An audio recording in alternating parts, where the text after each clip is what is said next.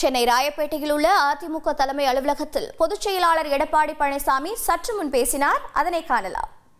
அம்மா வழியிலே வந்த அம்மாவுடைய அரசும் அதை கடைபிடித்து சட்டமன்றத்திலே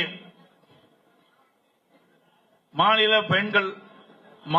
குழந்தைகள் பெண் குழந்தைகள் பாதுகாப்பு நாளாக அறிவிக்கப்பட்டு அதை சிறந்த முறையிலே நாங்கள் செயல்படுத்தினோம்.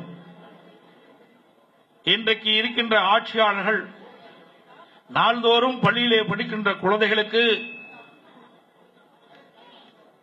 பாலியல் வன்கொடுமைக்கு ஆளாவது மிகுந்த வேதனையும் அதிர்ச்சியும் அளிக்கின்றது. இந்த ஆட்சியிலே சிறுமி முதல் மூதாட்டி வரை பாலியல் வன்கொடுமைக்கு ஆளாவது வேதனை அளிக்கின்றது. அனைத்து இந்திய அண்ணா திராவிட முன்னேற்ற கழக ஆட்சி இருக்கின்ற வரை இரும்பு கரம் கொண்டு அடக்கினோம்.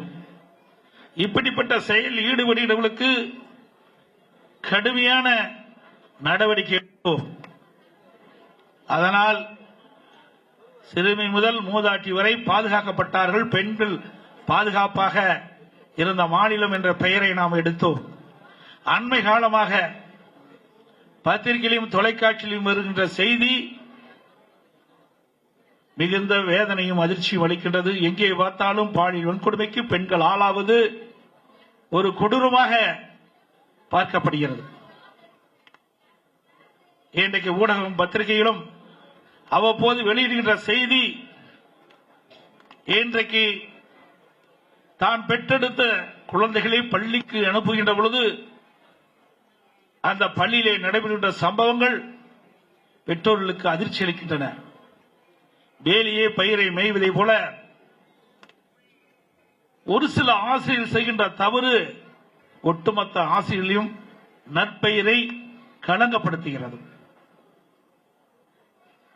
பள்ளியிலே படிக்கின்ற சிறுமிகளுக்கு ஆசிரியர் தான் பாதுகாப்பு என்று பெற்றோர்கள் எண்ணி தங்களுடைய பெற்றெடுத்த குழந்தையை கல்வி கற்பதற்கு பள்ளிக்கு அனுப்புகின்றார்கள். அதை ஆசிரியர் பிரதகைகள் எண்ணி பார்த்து செயல்படுத்த வேண்டும். ஒரு சில ஆசிரியர்கள் செய்கிறார்கள்.